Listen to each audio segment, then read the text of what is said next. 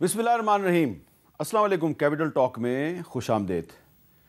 21 سے 23 نومبر تک لاہور میں مینار پاکستان کے سائے تلے جماعت اسلامی پاکستان کا ایک سالانہ اجتماع ہو رہا ہے اور 11 سال کے بعد یہ اجتماع ہو رہا ہے. اور اس اجتماع کی جو سب سے اہم بات ہے وہ یہ ہے کہ یہ ایک سلوگن کے تحت، ایک نعرے کے تحت، ایک باقاعدہ ایک موضوع کے تحت اس اجتماع کو منعقد کیا جا رہا ہے. اور موضوع کیا ہے، نعرہ کیا ہے؟ بدل دو نظام. اب یہ کوئی نئی بات تو نہیں ہے، نعرہ بھی نیا نہیں ہے. تو جماعت اسلامی جو ہے بدل دو نظام، نظام کی تبدیلی کا نعرہ جو ہے وہ ایک دفعہ پھر لگا رہی ہے. مقصد کیا ہے؟ یہ نظام تبدیل کرنے کا مطلب کیا ہے؟ اس میں گفتگو کے لیے ہمارے ساتھ موجود ہیں جماعت اسلامی کے مرکزی امیر جناب حافظ نعیم الرحمان صاحب. حافظ صاحب، یہ بڑا پرانا نعرہ ہے بدل دو نظام، تو یہ پرانا نعرہ جماعت اسلامی کیوں لگا رہی ہے؟ ایک تو یہ ہے کہ ایک زمانے میں جب نظاموں کی کشمکش ہوتی تھی تو یہ نعرہ تو بڑا پاپولر نعرہ ہوتا تھا، لیکن پھر وہ کشمکش ہی ختم ہو گئی. اور جو ہماری جنریشن ہے، جسے آپ جنریشن زی کہتے ہیں، جو اب اس وقت جس کے ہاتھ میں سب کچھ ہے، وہ تو سمجھتی ہے کہ کسی شخصیت کا نام نظام ہوتا ہے یا پارٹی کا نام نظام ہوتا ہے، جھنڈے کا نام بابا نظام ہوتا ہے. جی بابا نظام ہوتا ہے. اس کو یہ معلوم ہی نہیں ہے کہ جاگیرداری کیا ہوتی ہے اور اس کے سماج پہ کیا اثرات ہوتے ہیں. دولت کی طاقت سے کس طرح لوگ یرغمال بنا لیتے ہیں پارٹیوں کو. بے شک آپ کا نعرہ جتنا بھی خوشنما ہو اور آپ کا لیڈر جتنا بھی زبردست ہو، لیکن اگر اس کی پوری پارٹی میں الیکٹیبل، جاگیردار، وڈیرے، چینی مافیا، آٹا مافیا، اشرافیہ، اور اس کو اس بیوروکریسی کی سپورٹ حاصل ہو کہ جو بیوروکریسی جس کو خادم ہونا چاہیے وہ حاکم بننے کے مائنڈ سیٹ کے ساتھ افسر شاہی بنی ہوئی ہو، ساری مراد اس کے پاس ہوں اور وہ عوام کو بالکل حقارت کے ساتھ ڈیل کرتے ہوں، تو اس پورے اور اسی طرح سے جو ہمارے ہاں سول بیوروکریسی کے ساتھ ساتھ ملٹری اسٹیبلشمنٹ بھی ہوتی ہے، تو افراد کا مسئلہ نہیں ہے، انڈیویجولز کا ایشو نہیں ہے، مائنڈ سیٹ کا مسئلہ ہے. تو پاکستان جب بنا تو اس وقت یہ طے پایا تھا 1947 میں کہ ابھی تو ہم چیزوں کو اڈاپٹ کر لیتے ہیں، لیکن جب دستور ساز اسمبلی آئین بنائے گی تو ہم سسٹم بھی تبدیل کریں گے. تو آئین کے لیے تو بڑی ایفرٹ ہوئی اور بن بھی گیا اور بہت اچھا بن گیا، لیکن نظام نہیں بدلا، بیوروکریسی کا مائنڈ تو سیٹ آپ بھی وہی رہا. آئین نہیں بدلنا چاہتے، آپ صرف نظام بدلنا چاہتے ہیں جو کہ آئین میں لکھا ہوا ہے کہ ہم یہ نظام بدلیں گے. ایگزیکٹلی. اور آئین میں دیکھیں نا کچھ اصول دے دیے گئے ہیں، اور اس آئین پر اچھی بات یہ ہے کہ اس پر تمام لوگوں کا اتفاق بھی ہو گیا تھا، اور پہلے 56 میں ہو گیا تھا، پھر اس کے بعد 73 میں ہو گیا. اب جب اتفاق بھی ہو گیا، ہم تو یہ بھی کہتے ہیں کہ اس کے ساتھ زیادہ کھلواڑ بھی نہیں کرنی چاہیے، کہ جب ایک متفقہ ڈاکومنٹ بن گیا، اصول اس کے موجود ہیں، اس میں سوورنٹی اللہ تعالیٰ کی ہے، بندوں کو یہ حق حاصل ہے کہ وہ اپنے تمدن اور حالات کے اعتبار سے قانون سازی کریں، اور اس میں یہ اصول موجود ہیں کہ ہیومن رائٹس دیے جائیں گے، اس میں یہ اصول موجود ہے کہ تعلیم سب کو دی جائے گی، 5 سے 16 سال کی تو فری ایجوکیشن ہوگی اور سب کو ایکول رائٹ ملے گا، صحت کی سہولت سب کو دی جائے گی، یوٹیلیٹیز فراہم کی جائیں گی. ہاں ٹیکس لیں گے تو لیں گے جو ضروری چیز ہے، لیکن اگر آئین یہ پروٹیکشن پاکستان کے عوام کو دیتا ہے تو وہ کون سے اسباب ہیں جس کی وجہ سے یہ عمل درآمد نہیں ہوتا پاکستان؟ اچھا، اب آپ یہ بتائیے کہ آپ نے بڑی اچھی بات کی کہ آپ نظام بدلنا چاہ رہے ہیں آئین کے اندر رہ کے، بلکہ جو آئین کی ضرورت ہے. جی بالکل. آرٹیکل 38 کہتا ہے جی کہ آپ دولت کے چند ہاتھوں میں ارتکاز کو روکیں گے. ایگزیکٹلی. دیکھیں، ہمیں کسی کے امیر ہونے پہ مسئلہ نہیں ہے، ہم یہ سمجھتے ہیں کہ امیر کی جو عمارت ہے نا وہ غریب کی ایکسپلائٹیشن استحصال پہ نہیں ہونی چاہیے، اس کا حق مار کے نہیں ہونی چاہیے. اب سوال میرا آپ سے یہ ہے کہ اگر آپ نے نظام بدلنا ہے اور آئین کے تحت بدلنا ہے تو پھر اس کے لیے ضروری ہے کہ آپ کی پارلیمنٹ میں نمائندگی ہو، لیکن آپ کے قومی اسمبلی میں اور سینٹ میں تو کوئی نمائندگی نہیں ہے. اب آپ بلوچستان اسمبلی میں 2 آدمی ہیں، سندھ اسمبلی میں 1 آدمی ہے، برائے نام نمائندگی ہے آپ کی، تو آپ کیسے نظام بدلیں گے؟ اس کے لیے عوامی رائے عامہ کے ذریعے بدلیں گے. جماعت اسلامی کی ایک بات یہ طے ہے کہ ہم برسر زمین کام کریں گے، سازشوں کے ذریعے سے نہیں آئیں گے اور بیک ڈور سے نہیں آئیں گے، برسر زمین کام کریں گے اور پارلیمانی جد و جہد کریں گے. ہمیں معلوم ہے کہ پاکستان میں جو انتخاب ہے وہ لنگڑا، لولا، اندھا، بہرا، کانا سب کچھ ہے، لیکن ہمارے پاس آپشن کوئی دوسرا نہیں ہے. تو ہم اسی نظام کو رہتے ہوئے ہم نے 1957 میں یہ طے کیا تھا مولانا مودودی کے زمانے میں کہ 2 طریقوں سے کام کریں گے. ایک یہ کہ انتخابی اصلاحات کے لیے بھی جد و جہد کرتے رہیں گے، کوشش کرتے رہیں گے کہ مثلا ہم یہ سمجھتے ہیں کہ یہاں پر متناسب نمائندگی کا نظام ہونا چاہیے، لیکن پاکستان میں کوئی پارٹی تیاری نہیں ہوتی اس کے لیے. تو رائے عامہ کے ذریعے سے ہم انشاءاللہ اس کی ایفرٹ کریں گے، کرتے رہیں گے اور بالآخر پوری قوم کو پشت پہ لا کر کھڑا کرنے کی کوشش کریں گے. اور دوسری طرف ہم اس سے دستبردار ہوئے بغیر اس نظام میں رہتے ہوئے اس کو بدلنے کی جدوجہد کریں گے. مشکل کام ہے لیکن اچھا، کرنا آپ کہہ رہے ہیں آپ آج اس نظام کے اندر رہتے ہوئے اس کو بدلنے کی کوشش کریں گے. تو اس نظام کے تحت پچھلے سال فیبرری 2024 میں جو الیکشن ہوا اس میں آپ PS 129 کراچی سے آپ جیت گئے. الیکشن کمیشن نے کہا کہ حافظ نعیم الرحمان جیت گئے. حافظ نعیم الرحمان نے استعفیٰ دے دیا. حافظ نعیم الرحمان نے کہا مجھے یہ رزلٹ قبول نہیں ہے. تو آپ تو سسٹم سے نکل گئے. کیوں نکلے؟ میں سسٹم سے نہیں نکلا. میں نے یہ کہا کہ جب میں نے اپنے فارم 45 جمع کیے اور میری ٹیم نے جمع کیے، پھر ہم نے مشورہ کیا کہ یار اس میں تو 800,000 ووٹ کم ہیں. میرے 29,000 ووٹ ہیں اور جو پی ٹی آئی کا بندہ تھا دوسرا والا اس کے 30,000 ووٹ تھے. تو ہم نے کہا ہمارے ووٹ تو کم ہیں، تو ہمیں تو انہوں نے ڈکلیئر کر دیا، جبکہ ہماری بہت ساری سیٹیں ایسی ہیں جس پہ ہم جیتے ہوئے ہیں اور یہ ہمیں نہیں دے رہے. تو ہم نے یہ فیصلہ کیا کہ ہم یہ خیرات کی سیٹ نہیں لیں گے، جو جیتی ہوئی سیٹ ہے وہ دو. اور یہ حوصلہ ہم میں ہونا چاہیے کہ اگر کتنی سیٹیں جیتی ہوئی تھی؟ کم از کم 7 کے تو ہمارے فارم 45 100% موجود تھے. میں اسی کو آپ کا جھگڑا فارم 47 کا نہیں ہے، 45 کا ہے. 45 کا ہے. اگر دیکھیں 45 کے پورے نہیں تھے نا، تو اور لوگوں نے کلیم کیا ہمارے کہ یار یہ سیٹ بھی میں نے جیتی ہے. میں نے کہا نہیں، مجھے پورے فارم 45 لا کے دو. کم تھے، ہم نے نہیں مانا. ہم نے صرف اس کو تسلیم کیا جو 45 ہمارے پاس پورے موجود ہیں، اس لیے کہ ہم نے ایک پرنسپل سٹینڈ لیا ہے. تو آپ یہ کہتے ہیں کہ فروری 2024 کا جو الیکشن ہے اس میں دھاندلی ہوئی 100%، بلکہ پتہ نہیں اس میں 100% سے بھی اوپر کے چلے. لیکن اب تحریک انصاف بھی یہی کہتی ہے، لیکن جماعت اسلامی اور تحریک انصاف ہمیں اس مسئلے پہ ایک پیج پر نظر نہیں آتے. نہیں، یہاں موقف کی حد تک تو ایک پیج ہے، بلکہ انہوں نے کچھ پیج یعنی بدلنے کی بھی کوشش کی درمیان میں. اور ان کا خیال یہ تھا کہ نئے الیکشن ہو جانے چاہیے اور ہم یہ فارم 47 اور 45 کی بحث سے نکل آئیں. اس پر ہمارا موقف یہ تھا کہ اگر آپ نے اس موقع پر جو بالکل ابتدائی طور پر ہے، اگر آپ نئے الیکشن پہ جاتے ہیں تو آپ ایک طرح سے لیجیٹیمیٹ کر دیں گے 24 کو. اس لیے ہم پہلے، چونکہ ابھی تو وقت بھی زیادہ نہیں ہوا، اور جوڈیشل کمیشن کا مطالبہ کریں، تحریک چلائیں اور یہ کہیں کہ جناب 45 فارم جس کے پاس موجود ہے لے آئے، کمیشن فیصلہ کرتا جائے، 1-2 مہینے میں فیصلہ ہو جائے گا. تو وہ اس پر نہیں کھڑے ہوئے ہیں وہ بھی، اور وہ جو تحفظ آئین پاکستان ہے وہ بھی. اسی لیے ہم یہ سمجھتے ہیں کہ موقف اگر ایک ہے تو اچھی بات ہے، وہ بھی اپنی جد و جہد کریں، ہم بھی اپنے کام کریں. لیکن ہوتا یہ پرابلم ہمارے ساتھ یہ ہے کہ ہم اتحادوں کی سیاست بہت کر چکے، اپوزیشن میں بھی اور حکومت بنانے کے لیے بھی. لیکن اتحادوں کی سیاست سے پاکستان کو تو فائدہ نہیں ہوا، جماعت اسلامی بھی پیچھے چلی گئی. اب ان تجربوں کے بعد نا ہم ریلائبل جو نہیں ہے نا اس کے ساتھ جانا نہیں چاہتے، ہم بس کھڑے ہونا چاہتے ہیں. آپ کہہ رہے ہیں کہ تحریک انصاف ریلائبل نہیں ہے؟ تحریک انصاف ہی نہیں. مجھے آپ یہ بتائیے کہ پارٹیوں میں پرابلم یہ ہے، دیکھیں میں زیادہ کسی پارٹی کو اس لیے ڈسکس کرتا کہ ہر پارٹی کی اپنی ایک حیثیت ہوتی ہے. خان صاحب اندر ہیں، پارٹی کہاں ہے؟ یہ پرابلم ہے نا پارٹی کی، کہ کسی کو کسی پہ بھروسہ نہیں ہے. ایک آدمی ایک بات کرتا ہے، دوسرا دوسری کرتا ہے، تیسرا تیسری کرتا ہے. آپ کسی ایک کے ساتھ جانا چاہتے ہیں، پتہ چلا اس نے تو نہیں. لیکن خان صاحب نے محمود خان اچکزئی صاحب کو کہا ہے کہ آپ تحریک تحفظ آئین کے تحت تحریک چلائیں، اور انہوں نے آپ سے رابطہ بھی کیا. 1 سال تو ہو گیا، کوئی تحریک نظر آئی ہے آپ کو؟ اصل میں پرابلم یہی ہے. تحریک انصاف جو ہے وہ 27ویں آئینی ترمیم کے خلاف تحریک چلا رہی ہے. آپ بھی 27ویں آئینی ترمیم کے خلاف ہیں، لیکن آپ کا خیال ہے کہ یہ وقت 27ویں آئینی ترمیم کے خلاف تحریک چلانے کا نہیں ہے، یہ خدمت خلق کا نہیں. دونوں کام ہیں. تحریک بھی چلانی چاہیے. اپوزیشن کا تو کام ہی یہی ہے. جو پارلیمنٹ میں موجود جماعتیں ہیں وہ اب تک انہوں نے 26ویں پہ کیوں نہیں چلائی؟ بلکہ آپ کو یاد ہوگا جب 26ویں آئینی ترمیم آئی تھی تو جماعت اسلامی نے اس کو کہا تھا کہ ان ٹوٹو ہم مسترد کرتے ہیں، چاہے اس میں ایک آدھ شق اچھی کیوں نہ ہو. اور اس لیے کہا تھا کہ یہی تو جال ہوتا ہے کہ آپ 2 چیزیں اچھی دکھا کے جو ہے 5 چیزیں اپنی منوا لیتے ہیں. لیکن تحریک انصاف سمیت ساری پارٹیاں انگیج ہو گئیں، اور آپ نے دیکھا ہوگا مولانا کے پاس جا رہے ہیں، مولانا ان کے پاس جا رہے ہیں، وہ ان کے پاس جا رہے ہیں، وہ گھومتے رہے اور بالآخر کیا نتیجہ نکلا؟ نتیجہ نکلا کہ 26ویں ترمیم پاس ہو گئی، اور اس کے نتیجے میں عدلیہ میں ایک تقسیم پیدا ہو گئی اور حکومت زیادہ مضبوط ہو گئی. اب 27ویں ترمیم میں بھی جتنی چیزیں ہیں آپ کو سب کو معلوم ہے بھئی یہ استثناء کیا چیز ہوتی ہے. پاکستان کا آئین یہ کہتا ہے کہ حاکمیت اعلیٰ اللہ تعالیٰ کی ہے، قرآن و سنت کے برخلاف فیصلہ نہیں ہو سکتا. لیکن پاکستان کے آئین میں قرآن و سنت کے برخلاف فیصلہ تو نہیں ہو سکتا، لیکن قرآن و سنت کی تعلیمات یہ ہیں کہ خود نبی پاک صلی اللہ علیہ وآلہ وسلم اپنے آپ کو پیش کر دیتے تھے فیصلے کے لیے. اس کے بڑھ کر تو اب کچھ بھی نہیں ہو سکتا نا.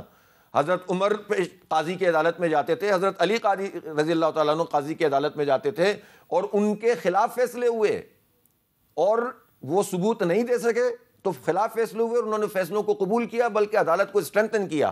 تو ان سے بڑھ کر کون ہو سکتا ہے؟ کسی کی دولت، طاقت، چھڑی ہمارے خلفائے راشدین سے زیادہ تو نہیں ہو سکتی.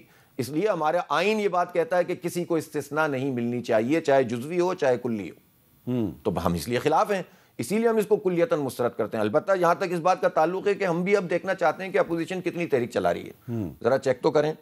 تو پھر ٹھیک ہے، یہ تو اپوزیشن جماعتوں میں کہ جماعت اسلامی کسی مرحلے پہ تحریک انصاف کے ساتھ مل کے تو تحریک میں شامل ہو سکتی ہے. دیکھیں ہم نے پہلے بھی یہ بات کہی تھی جب اچکزئی صاحب تشریف لائے تھے، تو ہم نے کہا تھا دیکھیں آپ کے پروگراموں میں ہم جائیں گے، ہمارے پروگراموں میں آپ آئیں گے، مشترک چیزوں پہ مشترک موقف بھی اختیار کریں گے. ہماری آپ سے کوئی لڑائی تھوڑی ہے، لیکن ہمیں تجربات چونکہ اچھے نہیں ہیں، لوگ چلتے چلتے اچانک لیفٹ کا انڈیکیٹر دے کے رائٹ پہ مڑ جاتے ہیں ایک ٹیلی فون کال پہ. تو وہ تجربات کی روشنی میں ہمیں اتنا فائدہ نہیں ہوا اور پاکستان کو بھی نہیں ہوا.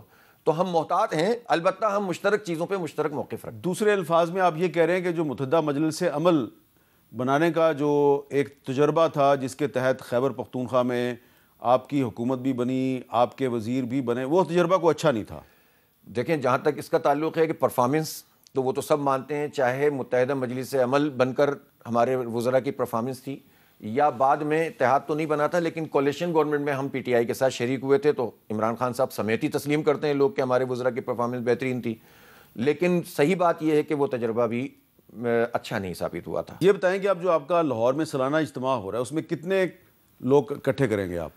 دیکھیں جو ابھی رپورٹ ہے وہ تو لاکھوں کی تعداد میں انشاءاللہ ہے، اور پورے پاکستان میں، چونکہ وہ بھی 11 سال بعد رہی ہے، اجتماع عام اس کا ٹائٹل ہے، لیکن بیسیکلی اس کو ہم نے کنونشنل اجتماع عام نہیں رکھا ہے کہ جس میں مخصوص قسم کی چیز ہوتی ہے، بلکہ اس میں بزنس کمیونٹی کو بھی ہم بلا رہے ہیں، ان کی بات بھی سنیں گے. پاکستان کو بزنس کے لحاظ سے اور اکانومی، اس میں ریزولوشن آف اکانومی ہم انشاءاللہ لے کر آئیں گے. اس میں یوتھ ایرینا ہے، باقاعدہ ان کا پیویلین بنا رہے ہیں جس میں یوتھ کے اسٹارٹ اپس، ان کی کامیابیاں، اچیومنٹس جو انہوں نے آئی ٹی میں کام کیے ہیں ان کو انکریج کرنا، ان کو مین اسٹیج دینا. خواتین کی امپاورمنٹ کے لیے ٹھیکیداری نظام کے تحت عورتوں کے ساتھ ظلم ہو رہا ہے، کھیتوں میں ظلم ہو رہا ہے، گھریلو تشدد کا نشانہ ہے، ہیراسمنٹ ہو جائے تو کوئی ایسی باحفاظت اور عزت والی جگہ نہیں ہے کہ ان کو کوئی ایڈریس کر سکے، اور کوئی اس کو ایڈریس نہیں کر رہا ان مسئلوں کو. تو ہم چاہتے ہیں کہ خواتین کو بھی اسٹیج دیں اور ایک پورے پاکستان کا ایک ایجنڈا بنے جس میں موجودہ نظام پر تنقید بھی ہو، ساتھ ساتھ تعمیری طور پر ہم چیزیں بتا بھی سکیں کہ یہ ہوگا کیسے ٹھیک. اور اس کے بعد ہم ایک پورا صرف اجتماع کر کے ختم نہیں کر رہے، بلکہ تیسرے دن انشاءاللہ تعالیٰ میں اپنے پورے آئندہ کے لائے عمل کا اعلان کروں گا کہ اب ہمیں کس طرح سے پاکستان. اچھا، آپ کے ساتھی کچھ جو کہ اب بڑے سینئر ہو چکے ہیں، آپ سے بھی سینئر ہیں، میں جماعت اسلامی کے لوگوں کی بات کر رہا ہوں، وہ بڑے مدم سے لہجے میں جب گفتگو کرتی ہے آف دی ریکارڈ، کہتے ہیں یار ہمارے پاس اسٹریٹ پاور تو ہے، ووٹ پاور نہیں ہے. صحیح. جب میں پوچھتا ہوں اس کی کیا وجہ ہے تو ان کے پاس کوئی وجہ بیان کرنے کے لیے ہوتی نہیں ہے. آپ کے پاس کوئی ہے وجہ؟ اچھا، یہ سوال مجھ سے کراچی میں بھی لوگ بہت کرتے تھے. ظاہر میں پہلے اس کراچی چیپٹر کا امیر تھا، میں ان سے یہ کہتا تھا کہ دیکھو یار بے شمار فیکٹر ہیں، انٹرنل بھی ہوتے ہیں، ظاہر پارٹی ہیں، غلطی بھی کر سکتے ہیں نا، ہم کوئی ایسا تو نہیں ہے نا کہ فرشتے ہیں، لیکن ایکسٹرنل فیکٹر ہوتے ہیں. پاکستان میں جو پورا انتخابی ڈھانچہ، سماجی ڈھانچہ، طاقت کا استعمال، اسٹیبلشمنٹ، انٹرنیشنل اسٹیبلشمنٹ، اور پھر اس کے بعد پارٹیوں پہ اثر انداز ہونا، دولت کا استعمال، یہ سب چیزیں ہیں ایکسٹرنل فیکٹر. لیکن انٹرنل فیکٹر ہمارے بنیادی ڈیسیشنز ہیں کہ جس میں ہمیں اپنے آپ کو عوام سے ریلیٹ کرنا. میرا خیال ہے کہ جماعت اسلامی کی جو کمیونیکیشن ہے عوام کے ساتھ، جو ہم ہیں وہ ہم نہیں بتا پائے، اور اس کی وجہ یہ کہ ہم نے اپنے کو ڈائلیوٹ بھی تو کر کے رکھا نا، اپنی شناخت بنائی ہی نہیں. ہماری شناخت نواز شریف صاحب سے بنتی رہی، ہماری شناخت ظاہر ایم ایم اے سے بنتی رہی، اور ہماری شناخت جو ہے وہ اور مختلف اتحادوں میں نہیں. لیکن میں اگر آپ سے بڑا ہی مؤدبانہ اختلاف کروں، جی، قاضی حسین احمد صاحب نے جماعت اسلامی کو ایک نئی شناخت دی جی، اور اس کو ایک عوامی جماعت بنایا. جی.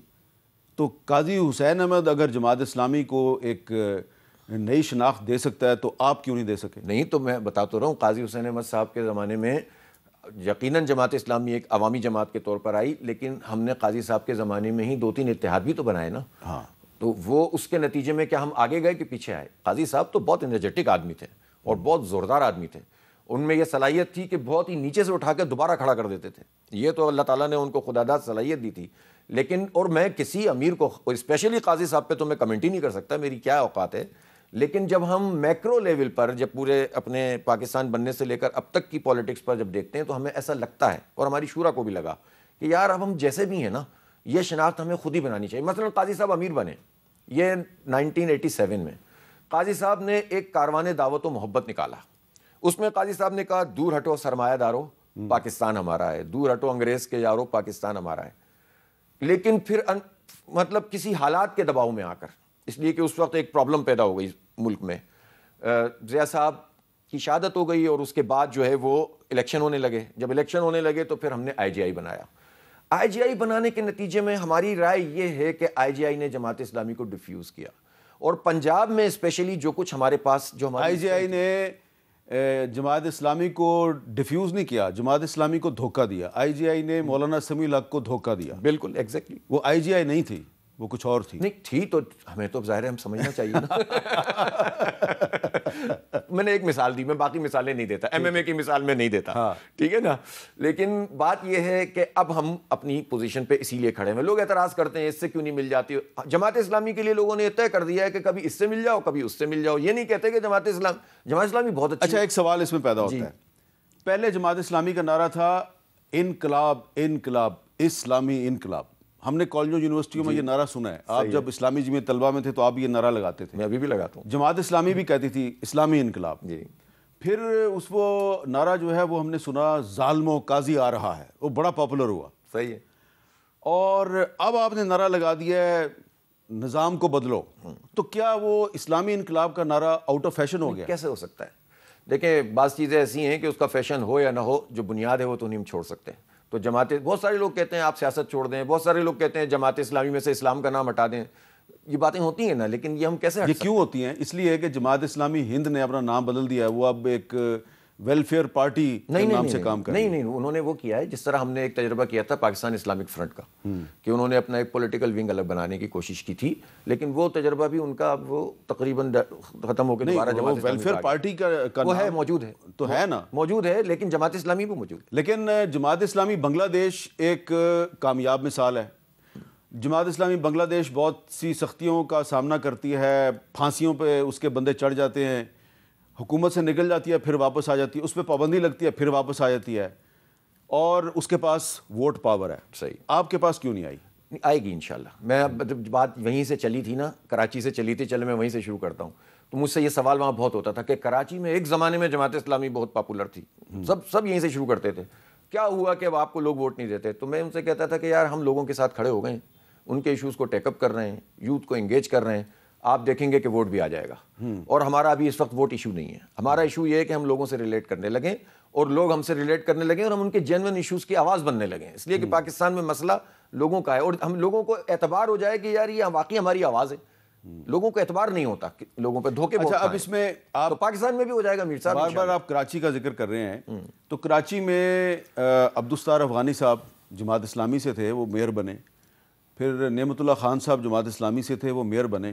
آج کل بہت سے لوگ کہتے ہیں وہ زہران ممدانی جو ہے ایک عام سا لڑکا تھا، وہ نیو یارک کا میئر بن گیا. تو آپ حافظ نعیم الرحمان صاحب، آپ کیوں نہیں کراچی کے میئر بن سکے؟ اس لیے کہ عوام نے تو بنا دیا تھا. بھئی ہم بھی مڈل کلاس سے ہیں، وہ بھی مڈل کلاس کا ہے ممدانی، مجھے تو بڑی ریزمبلنس لگتی ہے. اور ہم نے بھی بالکل عام لوگوں کے ایشوز کو ٹیک اپ کیا تھا. ہماری پارٹی تھی ظاہر ہے میرے ساتھ، میں اکیلا نہیں تھا، اور ہم نے مل کر کام کیا. خدمات بھی ہماری، اور ہماری لیگیسی میں نعمت اللہ خان اور عبدالستار افغانی بھی تھے، اس کا بھی ہمیں ایڈوانٹیج ملا. اور ہم نے ریلیٹ بھی کیا اور لوگوں نے ووٹ بھی ڈال دیا. آپ کو پتہ ہے جو نمبر آف ووٹس تھے وہ دوسرے نمبر پہ پی ٹی آئی تھی، اس سے ہم نے 60% زیادہ ووٹ حاصل کیے، بلکہ 70% زیادہ ووٹ حاصل کیے تھے پی ٹی آئی کے مقابلے میں بلدیاتی انتخاب میں. اور پیپلز پارٹی سے تو ہم نے ڈبل سے بھی زیادہ ووٹ حاصل کیے تھے. پہلے ہماری سیٹیں زیادہ ہوئیں تو وہ حلقہ بندیوں سے انہوں نے کچھ اپنی بنا لی، لیکن پھر بھی ان کی کم تھی تو انہوں نے چھیننا شروع کر دیں. پھر بھی کم نکلیں تو پھر ہم نے الائنسز بنے. انہوں نے نون لیگ اور جے یو آئی کے ساتھ مل کر 173 کر لی ہے، ہم نے پی ٹی آئی کے ساتھ مل کر 192 کر لی ہے. تو 32 بندے پی ٹی آئی کے غائب ہو گئے. اب پی ٹی آئی کے 32 بندے غائب ہونے کے نتیجے میں 192 ہار گیا، 173 جیت گیا. تو اب اس میں نعیم الرحمان یا ممدانی کا مسئلہ ہی نہیں ہے، عوام نے تو وہاں بھی جتا دیا تھا. بس یہی تو ہمارے سسٹم کا مسئلہ ہے کہ جنون ہم تو کسی سے یہ مطالبہ بھی نہیں کرتے کہ آپ ہمیں سپورٹ کریں. ہم تو کہتے ہیں بھائی جو آ رہا ہے اس کو آنے دیں، جو نہیں آ رہا ہے اس کے لیے آپ کچھ کریں. یہ جنہوں نے کراچی کے بلدیاتی الیکشن میں پی ٹی آئی کے 32 بندے غائب کیے. جی 32 بندے پیپلز پارٹی نے کیے اور ان کو آشیرواد حاصل تھی. پیپلز پارٹی نے تو ایسے غائب نہیں نہ کر دیے. یہی کہہ رہا ہوں نا میں، آشیرواد تو جنہوں نے غائب کیے وہ آئندہ بھی غائب کرتے رہیں گے. ہو سکتا ہے. تو پھر آپ کیسے زیادہ دیکھیں یہ سلسلہ زیادہ عرصے چلتا نہیں. ایک دفعہ ہوتا ہے، 2 دفعہ ہوتا ہے، 3 دفعہ ہوتا ہے. جنون پارٹی ہو، آرگنائز پارٹی ہو، عوام کے ساتھ کھڑی ہوئی ہو، تو پھر بالآخر وہ وقت آتا ہے کہ جس میں پھر یہ سارے کام ناکام ہو جاتے ہیں. اور مجھے یقین ہے اللہ تعالیٰ نے عوام کو بہت طاقت دی ہے. عوام کو ملتا ہے دھوکہ, اس لیے جو ہے نا سب کو موقع مل جاتا ہے اپنا کام کرنے کا. ہم تو بہت اس میں کمیٹڈ ہیں کہ لگے رہیں گے, کام کرتے رہیں گے, اور اللہ نے چاہا تو ہم پورے پاکستان میں لوگوں کی توجہ حاصل کر لیں گے انشاءاللہ. اچھا, ابھی کچھ مزید گفتگو میں نے کرنی ہے حافظ نعیم الرحمان صاحب سے. ایک وقفہ لینا ہے اور وقفے کے بعد دوبارہ ملتے ہیں. کیپٹل ٹاک میں دوبارہ خوش آمدید. حافظ صاحب, ہم نے دیکھا کہ آپ کراچی کے ایشوز جو ہیں ان کو بڑا ہائی لائٹ کرتے رہے. آپ 10-11 سال جماعت اسلامی کراچی کے امیر رہے, تو پھر آپ جب پاکستان کے امیر بنے تو اس کے بعد آپ نے آئی پی پیز کا ایشو جو ہے اس پر دھرنا بھی دیا. یہاں فیض آباد نہیں, تھوڑا پیچھے, لیاقت باغ کے سامنے مری روڈ, لیکن اس کا جو اگلا سرا تھا وہ فیض آباد تک, اس سے اگلا سرا اسلام آباد تھا. ہم تو اسلام آباد میں آ رہے تھے, انہوں نے چاروں طرف سے بند کر دیا, مارا پیٹا. اب میرا سوال آپ سے یہ ہے کہ مجھے یاد ہے وہ آپ نے بڑے لوگ اکٹھے کیے, اور ایک طویل عرصے کے بعد ہمیں بھی ایسا لگ رہا تھا کہ پبلک جو ہے وہ جماعت اسلامی کے اس جلسے میں اس لیے جا رہی ہے کہ یہ پبلک کا مسئلہ ہے. صحیح. لیکن پھر آپ کے ساتھ مذاکرات کیے گئے, اور جو ایشو تھا بجلی کی قیمتوں کا ایشو تھا, وہ پھر آپ نے مذاکرات کر کے, اور صلح صفائی ہوگی, مفاہمت ہو گئی, اور پھر بجلی دوبارہ مہنگی ہوگی. نہیں, ایسا نہیں ہوا تھا امیر صاحب. بجلی جو مفاہمت ہم نے کی ہے نا, وہ اس طرح کی مفاہمت نہیں بلکہ مذاکرات, اور مذاکرات تو کرنے ہی ہوتے ہیں نا. مطلب کیا ان لمیٹڈ تو کوئی چیز بھی نہیں ہوتی نا, مذاکرات کرنے ہوتے ہیں. تو مذاکرات کے نتیجے میں ہم نے جو جتنی باتیں ان سے کہی تھیں, اگرچہ کہ وہ تو پوری انہوں نے نہیں کی, لیکن بالآخر 7.5 روپے بجلی کے پر یونٹ میں کمی ہو گئی ہے نا. نہیں, وہ بہت بعد میں ہوئی ہے. نہیں, تو وہ انہوں نے یہ طے کیا تھا, ہم نے طے یہ کیا تھا ان سے. انہوں نے ہم سے یہی کہا کہ ہم اس وقت, آپ یاد کریں کہ جب آپ کے مذاکرات ہوئے تو کچھ دن کے بعد تو بجلی مہنگی ہو گئی تھی. نہیں, وہ اس دن ہی ہوئی تھی. وہ میں آپ کو بتاتا ہوں کیا ہوتا ہے. یہ ہوتا ہے فیول ایڈجسٹمنٹ چارجز. میں اس تفصیل میں اس لیے نہیں گیا تھا کہ پروپیگنڈے کے جواب میں اب زیادہ وضاحتیں کریں نا تو فائدہ نہیں ہوتا. جو فیول ایڈجسٹمنٹ چارجز اس سے پچھلے مہینے کا تھا نا, وہ اگر 3.5 روپے کا تھا تو اس مہینے کا تو 2.5 روپے کا تھا بالفرض. 1 روپیہ تو کمی ہوئی تھی, لیکن چونکہ لوگوں نے کہا کہ فیول ایڈجسٹمنٹ چارجز لگ گئے ہیں لہٰذا مہنگی ہو گئی ہے, اور وہ لوگ کہ جو نہیں پسند کر رہے تھے کہ جماعت اسلامی پبلک ایشو پر کچھ آگے بڑھے, تو انہوں نے پروپیگنڈا کیا. ہم نے اس کا جواب نہیں دیا. ہم نے کہا دیکھتے جائیے. ہم نے گورنمنٹ پہ دباؤ برقرار رکھا, ہڑتال کی, اور اس کے بعد پورے پاکستان میں یونانیمس ہڑتال ہوئی, اور اللہ کا شکر ہے پھر ہم مذاکرات بھی کرتے رہے, ساتھ ساتھ چھوٹے چھوٹے مظاہرے بھی کرتے رہے, اور بالآخر حکومت کو پیچھے ہٹنا پڑا. ابھی تو حکومت نے اعلان کیا کہ 3600 ارب روپے کا فائدہ ہوا ہے آئی پی پیز میں, کچھ معاہدے منسوخ کرنے اور کچھ سے ریوائز کرنے کا. ہم ابھی بھی لگے ہوئے ہیں, اور میں یہ آپ کو بتا دوں کہ ہو سکتا ہے کہ اس اجتماع عام کے اینڈ میں ایک نئی دھرنا تحریک کا ہی ہم اعلان کر دیں, اور اس میں ہم پبلک ایشوز پہ جو خاص طور پر یہ بجلی کا مسئلہ, خاص طور پر یہ گیس کا مسئلہ, ان سب چیزوں کو ہائی لائٹ کر کے ہم ایک دفعہ پھر. اچھا, آپ کراچی میں ای چالان شروع ہوئے ہیں, آپ اس کی بھی مخالفت کر رہے ہیں؟ نہیں, چالان کی مخالفت نہیں ہے. دو باتیں ہیں. ایک تو یہ کہ بھائی سڑک تو بنا دو, پہلے سڑک بنی ہوئی ہے, چالان کیے جا رہے ہو. اور دوسری بات یہ کہ جو کراچی میں چالان 5000 روپے کا ہے, تو ملک کے باقی حصوں میں اگر وہ 200 روپے کا ہے تو یہ ظلم مت کرو. تو اس لیے ہم نے اس کی مخالفت کی ہے کہ آپ اس کو ایک تو ریزنیبل کریں, اور دوسری بات یہ کہ بعض تو سڑکیں ایسی ہیں جس میں الٹے طرف سے آنے کے بغیر گزارے ہی نہیں, آپ آ ہی نہیں سکتے. جو پروجیکٹ اس کو مکمل ہوئے ہوئے بھی 2 سال ہو جانے چاہیے تھے, اب وہ کہتے ہیں 2030 تک بھی نہیں ہوگا. گرین لائن پروجیکٹ آج تک مکمل نہیں ہوا, 2017 میں شروع ہوا تھا. یعنی وہ لائن جو لاہور میں 11 مہینے میں بن جاتی ہے, وہ کراچی میں جا کے 11 سال میں نہیں بنتی. تو یہ ظلم ہے نا. تو پھر آپ ای چالان لگا دو 25,000 روپے کا, 20,000 روپے کا, 10,000 روپے کا, تو یہ زیادتی ہے. اچھا, آپ نے بہت سے ایسے پروگرام شروع کیے ہیں جماعت اسلامی نے جن کا سیاست سے کوئی تعلق نہیں ہے, ایجوکیشن سے تعلق ہے اور انوائرمنٹ سے ان کا تعلق ہے. مثلا آپ نے ایک پروگرام شروع کیا, بنو قابل پروگرام, وہ آئی ٹی کا کورس کرواتے ہیں آپ, اور اس میں میری انفارمیشن یہ ہے کہ کافی بڑی تعداد میں نوجوان جو ہیں وہ انہوں نے اپنے آپ کو رجسٹر بھی کروایا. کیا فائدہ ہوا ہے, یہ کیوں کر رہے ہیں آپ؟ اس سے کوئی آپ کو فائدہ بھی ہوگا؟ بھائی نوجوانوں کو فائدہ ہوگا, پاکستان کو فائدہ ہوگا. دیکھیں آئی ٹی کی ایجوکیشن جو ہے نا, جو ڈگری پروگرام ہے, وہ کوئی پروگرام بھی تقریباً سب جگہ پہ اگر ہم پرائیویٹ اور گورنمنٹ سیکٹر میں دیکھیں تو 1 لاکھ روپے پر سیمسٹر سے کم نہیں ہے. کہیں پر اگر تھوڑا سا کم ہے, لیکن اکثر جگہوں پہ 1 لاکھ روپے سے بھی زیادہ. 12% لوگ یونیورسٹیوں میں جا پا رہے ہیں, باقی سب 88% جو ہیں وہ فارغ ہیں. ایسی صورتحال میں ان کا کوئی پوچھنے والا نہیں ہے.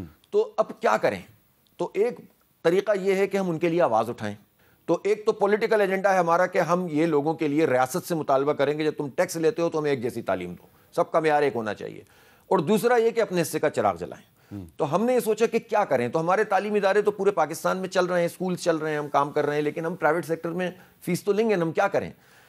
اب ہم نے یہ سوچا کہ ہم ایسا پروجیکٹ شروع کریں جس میں نوجوانوں کو چھوٹے کورسز کرائیں. چھوٹا کورس کرانے کا فائدہ یہ ہوتا ہے کہ 40-50 ہزار کی اس کو جاب مل جائے گی, خود سے کام شروع کر دے گا. کوئی اچھا شائننگ بندہ ہوگا تو لاکھ بھی کما لے گا, فری لانسر بن جائے گا. گھر بیٹھے خواتین کام کرنا شروع کر دیں گی. بچیاں تعلیمی اداروں میں بھی پرابلمز ہیں, باہر نکلتی ہیں پرابلمز ہیں, ہر جگہ پر ہیرسمنٹ کے مسئلے ہیں. بہت ساری فیملیز نہیں چاہتی کہ بچیاں باہر نکلیں, ان کو سکھا دو ان کو. ہم نے تو ہاؤس وائفز کے لیے بھی پروگرام شروع کر رہے ہیں ہم. تو یہ ہم نے شروع کیا, اللہ کا نام لیا, کراچی سے وہ یہ سٹارٹ کیا تھا, اور اب یہ پورے پاکستان کا پروگرام بن گیا. کتنے نوجوان رجسٹر ہوئے؟ 12 لاکھ بچے 12 لاکھ اس میں رجسٹر ہوئے ہیں. جو رجسٹر ہوتے جاتے ہیں ان کے ہم ایپٹیٹیوڈ ٹیسٹ کرتے چلے جاتے ہیں, پھر ان کے انٹرویوز کر کے ان کو کیمپسز میں ایڈجسٹ کرتے ہیں. بڑا بس اللہ کے نام پر چل رہا ہے. اچھا, یہ ضروری نہیں ہے کہ جس نے آپ کے بنو قابل پروگرام کے ذریعے آئی ٹی کا کورس کیا ہے وہ بعد میں آپ کو ووٹ بھی دے گا؟ یہ ہم پوچھتے بھی نہیں ہیں. اچھا, یہ نہیں پوچھتے. کسی بھی پارٹی سے تعلق ہو, کسی قوم, کسی مسلک, کسی مذہب, ہندو ہیں, کرسچنز ہیں, ہم تو ان کا مذہب بھی نہیں پوچھتے, اور ان سے کہتے ہیں بھائی پڑھو, آؤ آگے بڑھو.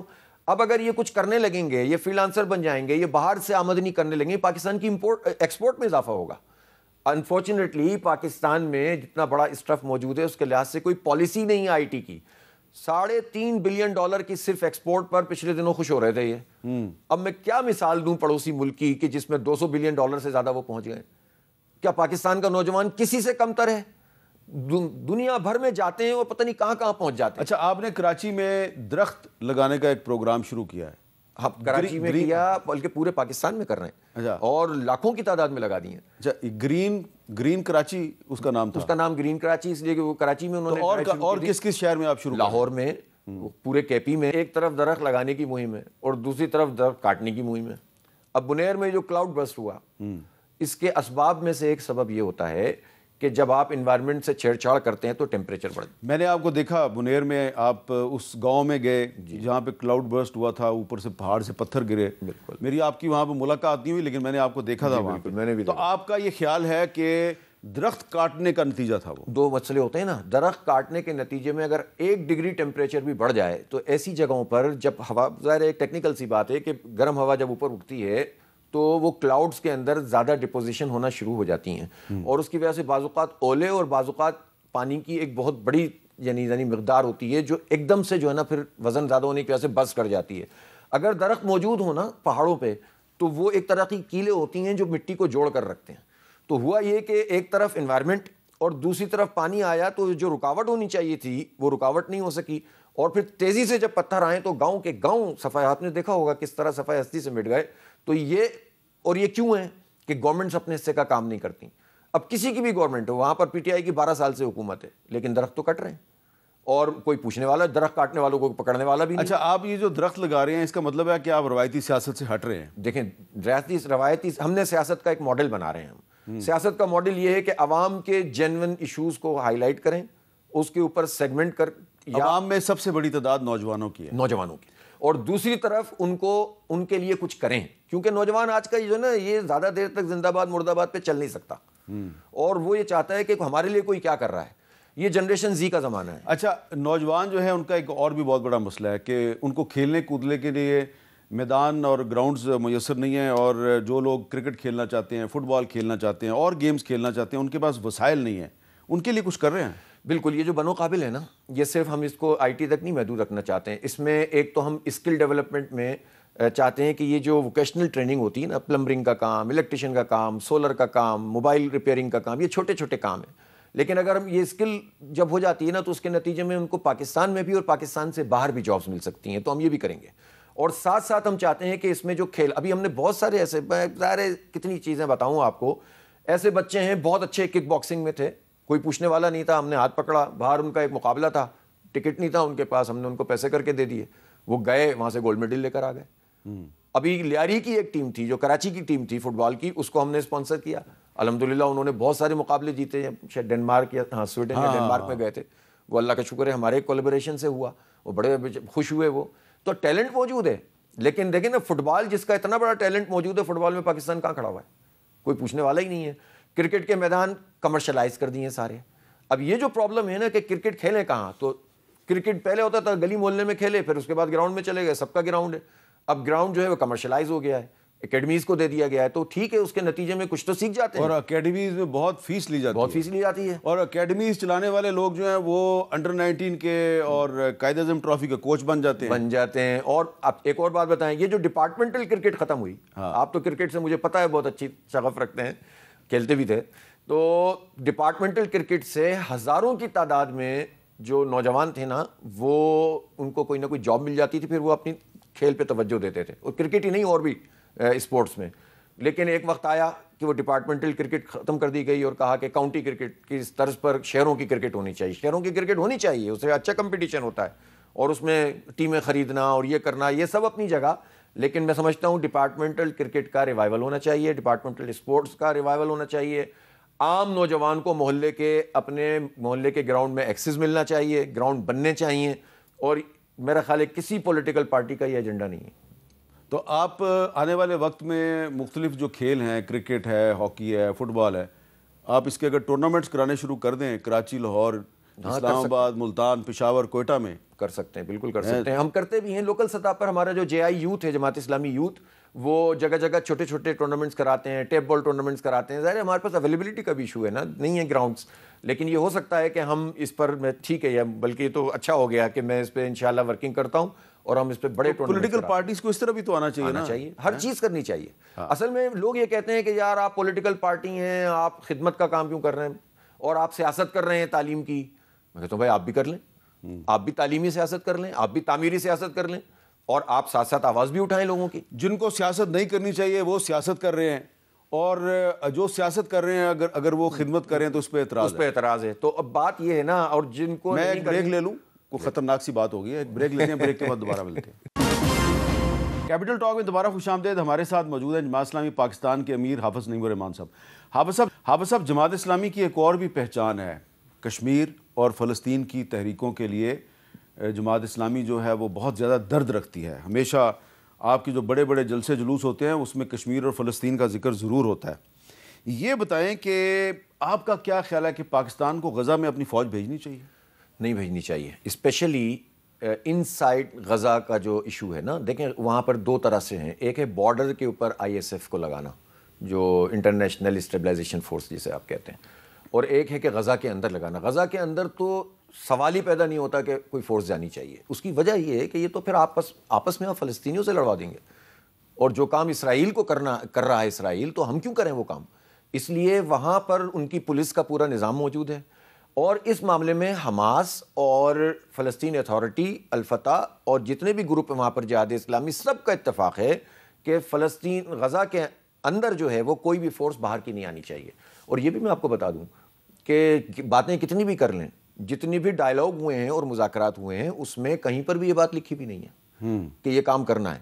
اور جو بھی میڈیشن کرنے والے ممالک ہیں وہ بھی یہ سمجھتے ہیں کہ یہ کام نہیں ہونا چاہیے. البتہ بارڈر کے لیے لوگ تیار ہیں کہ تاکہ اسرائیل سے بھی بچنے کے لیے کوئی نہ کوئی جو ہے وہ صورت ہونی چاہیے. لیکن پاکستان کو میرا خیال سوٹ نہیں کرتا. پاکستان کو ان کی سفارتی اور جو ان کی مدد کے لیے ہم کر سکتے ہیں وہ کرنا چاہیے. میرے پاس سوال بہت ہیں, ایک سوال رہ جائے گا. پاکستان کی جو ریاست ہے اس کا موقف یہ ہے کہ مسئلہ فلسطین کا حل جو ہے وہ دو ریاستی فارمولہ ہے, یعنی کہ ایک اسرائیل اور ایک فلسطین ہے, اور ایک آزاد فلسطینی ریاست کا قیام جس کا کہ ہیڈ کوارٹر جو ہے وہ یروشلم ہو. تو یہ مسئلے کا حل ہے. آپ اس کی مخالفت کرتے ہیں, کیوں؟ اس لیے مخالفت کرتے ہیں کہ جب آپ کہتے ہیں 2 اسٹیٹ سولوشن, تو آپ اپنے جو پرنسپل سٹینڈ ہے آپ کا کہ ہم اسرائیل کو تسلیم نہیں کرتے, تو اسی جملے میں آپ اس کو تسلیم کر رہے ہوتے ہیں. مجھے اس مسئلے کا ادراک ہے, ہماری پارٹی کو ادراک ہے کہ جب انٹرنیشنلی آپ کوئی چیز سلوشن کرنے جاتے ہیں تو اس میں 1968 کی جو پرابلم, 1967 کا جو مسئلہ تھا وہ آتا ہے. لیکن پاکستان کو بہت احتیاط سے بات کرنی چاہیے, اور پاکستان کو قائد اعظم والی پوزیشن پہ رہنا چاہیے کہ ہم تسلیم نہیں کریں گے. لیاقت علی خان والی پوزیشن پہ رہنا چاہیے کہ جب وہاں پر انہوں نے امریکہ کا وزٹ کیا اور اسپیکر کے سامنے بات ہوئی, اس کے جو کانگریس تھی, تو اسپیکر نے کہا کہ بھئی آپ تسلیم کیوں نہیں کر لیتے, آپ کا تو فاصلہ بھی بہت ہے, جغرافیہ بھی بہت دور ہے, آپ کا پرابلم بھی کوئی نہیں ہے, آپ کو بہت فائدہ ہوگا اس کا, آپ کو بہت پیسے ملیں گے. اور نوزائیدہ مملکت تھی پاکستان, تو انہوں نے کیا کہا تھا کہ our souls are not for sale Mr. Gentleman. تو اب یہ کتنی کلیئرٹی تھی نا اس وقت, تو اور یہ کلیئرٹی پاکستانی قوم میں آج بھی ہے. میں سمجھتا ہوں کہ یہ ہمارے چند لوگوں کا مسئلہ ہے جو ہمارے حکمران طبقے کو بار بار یہ بات سمجھاتے ہیں کہ یار انٹرنیشنل کمیونٹی کے ساتھ رہنا ہے تو یہ بات کرنی پڑے گی. بھائی ایران اور اسرائیل کی جنگ ہوئی تو ایران مسلسل یہ کہتا رہا کہ مقبوضہ فلسطین کی طرف سے ہم پر حملہ کیا گیا ہے. وہ یہی کہتے تھے نا. تو کیا ہو گیا اس سے؟ بات یہ ہے کہ پاکستان کو صرف ایک ریاست کی بات کرنی چاہیے اور فلسطین کی آزاد ریاست ہے. اور جہاں تک مذاکرات کی بات ہے تو بھائی ہائی جیکر سے بھی مذاکرات تو ہوتے ہیں نا. تو جس نے قبضہ کر لیا ہے بات چیت تو اس سے بہرحال حماس کر رہی ہے. اور ہمیں ایک اور بات ہے, اگر ہم حماس کو لیجیٹیمائز کر دیں جو کہ وہاں کی جینوئن لیجیٹیمیٹ ڈیموکریٹک فورس ہے, جیتے تھے وہ, ان کو نہیں کرنے دیا کام, خدمت بھی وہ کرتے ہیں, ریلیٹ بھی کرتے ہیں, 2 سال کی اس پوری تباہی کے باوجود وہاں کے عوام ان کے ساتھ ہیں. حماس کا اگر آفس پاکستان میں ہو, حماس کو ہم پورے دنیا میں لیجیٹیمائز کرنے کی کوشش کریں اور اسٹینڈ لیں تو پوری دنیا آپ کے ساتھ آ کر کھڑی ہو جائے گی. اور یہ سب ممالک جو اس وقت دہشت گرد قرار دینے کی بات کرتے ہیں آئسولیٹ ہو جائیں گے, اور ہو گئے اپنے اپنے عوام میں. امریکہ میں لوگ حماس کو پسند کرتے ہیں, یورپ میں لوگ پسند کرتے ہیں, اس لیے کہ حماس کوئی ٹیررسٹ آرگنائزیشن نہیں ہے. وہ جو یو این او کا چارٹر ہے اس کے مطابق ایک جو قابض فوج ہے اس کے خلاف لڑ رہے ہیں. تو ان کی یہ پوزیشن تو واضح ہے. حافظ صاحب, سوال کچھ اور بھی ہیں میرے پاس, اور میرے پاس وقت کم ہے. اب وہ سوال ایسے ہیں کہ لوگ سوچ رہے ہوں گے کہ یہ سوال نہیں کیا, یہ سوال نہیں کیا, وہ پھر کسی وقت کر لیں گے آپ سے. آپ کا بہت بہت شکریہ اور مجھے دیجیے اجازت. اللہ حافظ.